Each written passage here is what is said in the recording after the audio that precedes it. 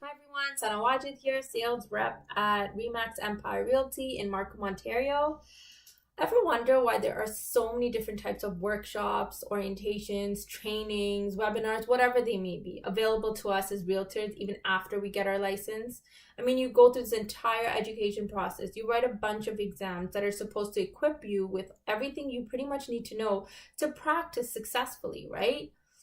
But the key thing to remember here is that we, as realtors, we cater to society, and society is the one thing that's honestly constantly changing. It's constantly evolving.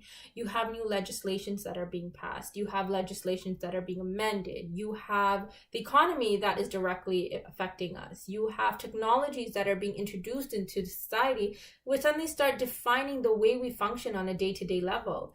I mean, there's so many different factors that impact the dynamics of how a society functions. So us realtors, in order for us to provide the best kind of service, we have to stay tuned and stay updated with all the current changes, with all the relevant information that affects our practice today. And this is where, in my opinion, professional development comes in. Organizations like CREA and RICO and TREB or whatever other real estate municipality you may belong to, or brokerage or franchise brokerage, whatever the case may be, you have these kind of organizations that look at the bigger picture, that can tell how and where the market is moving, what legislations affect us, what's the best tools that we can use to make our practice better and better. And then they offer these opportunities to pass on this information to their members like you and I.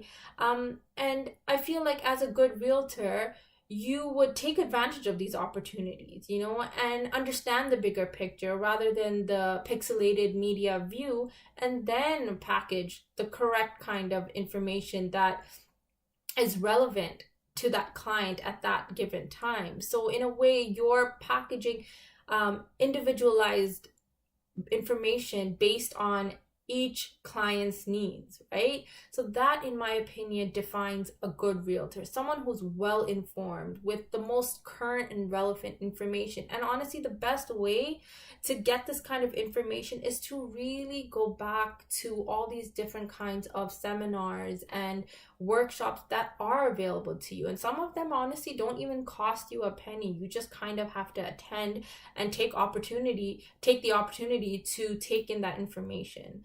I'm just gonna give you an example off the top of my head, and it was something interesting that came up, which is basically the NRST, which is the non-resident speculation tax. It's something that was passed. It was a legislation that was passed last April 2017, and it's basically a tax that says that non-resident purchases are qualified to pay 15% tax.